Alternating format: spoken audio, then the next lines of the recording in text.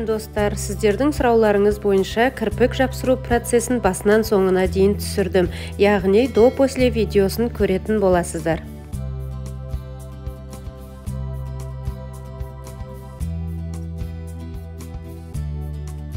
Ең бірінші төменгі кірпіктерімізге гидрогелевый патчи немесе бумажный скотч жабыстырып аламыз.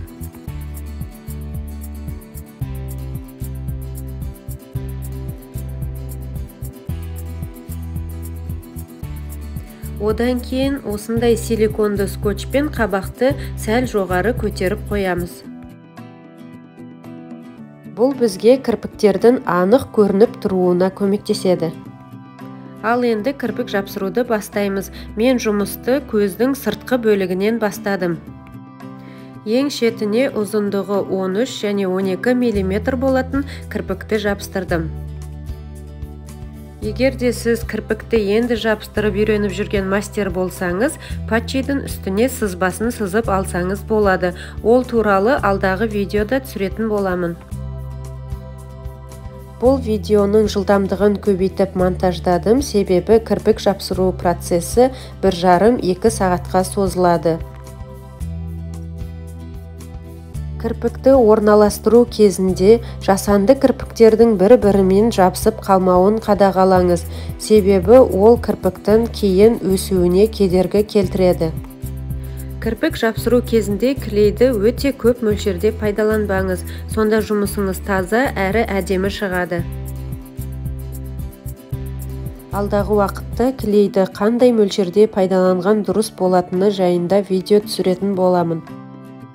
Осы тұста 13 және 12 мм ұзындықтағы кірпікті пайдаланып жатырмын. Одан кейін 11 мм ұзындықтағы кірпікке көшетін боламыз. Кірпіктің басқа бөлігіне жасанды кірпікті жабыстыратын кезде жаңағы силиконды скотчымызды алып, қабақтың ортаңғы тұсына қарай орналастырамыз.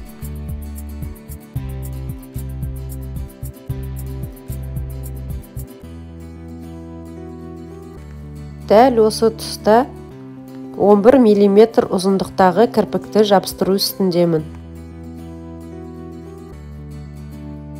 Көздің ортаңғы бөлігіне толығымен 11 мм ұзындықтағы кірпікті жабыстырып шығамын.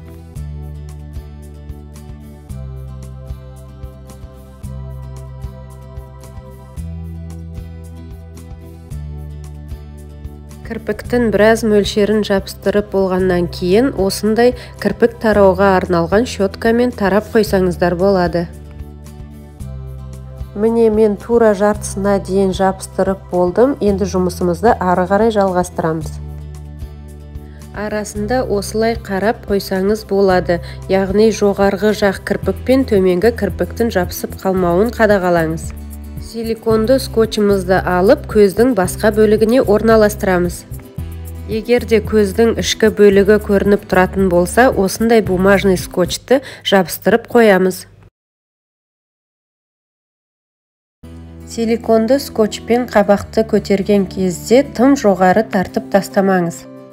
Себебі көз ашылып қалса, клейдің әсерінен көз ашып, жас ағуы мүмкін.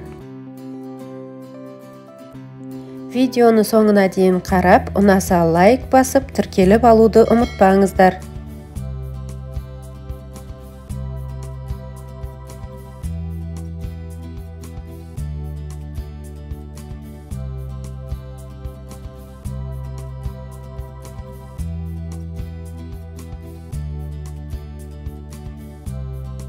Кірпіктердің арасын ашып қарап отырыңыз. Жасанды кірпік жабыстырылмаған кірпіктер қалып кетуі мүмкін.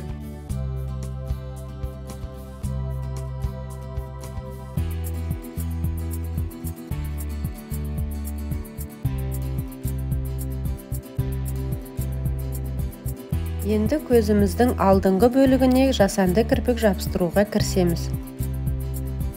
Көздің ішкі бөлігіндегі кірпіктер өте қысқа болғандықтан ол жерге қысқа жасанды кірпіктерді орналастырамыз. 8, 9, 10 мм ұзындықтағы кірпікті жабыстырсаңыздар болады.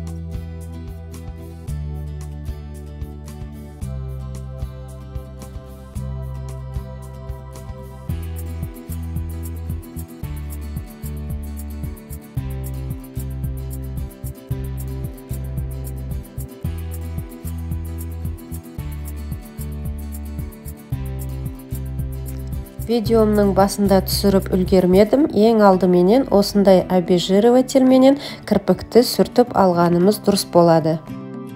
Қандай материалдармен жұмыс жасайтыным алдыңғы видеоларда айтылған болатын.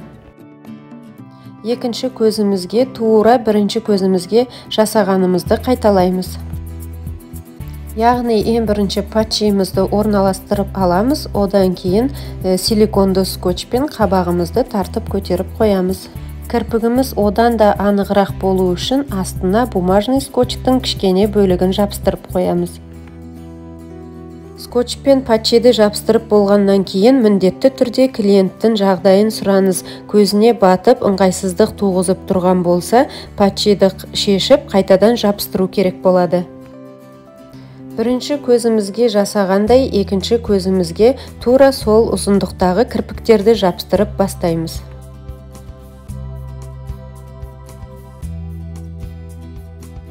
Міне жұмысымыз аяқталып қалды. Жоғарыдан қарағанда осындай болып көрінеді. Өте әдемі, біркелкі және де клиентке ешқандай ыңғайсыздық туғызып тұрған жоқ.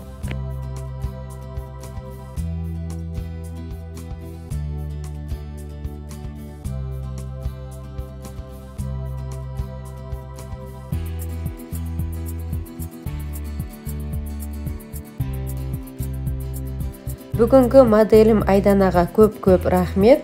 Сіздерге қалай нәтиже ұнады ма? Өз ойларыңызбен бөлісіп, комментарийге пікірлеріңізді қалдыра кетіңіздер. Видеоны соңына дейін тамашалағандарыңызға рахмет. Туындаған сұрақтарыңыз болса, комментарийге жазуды ұмытпаңыздар.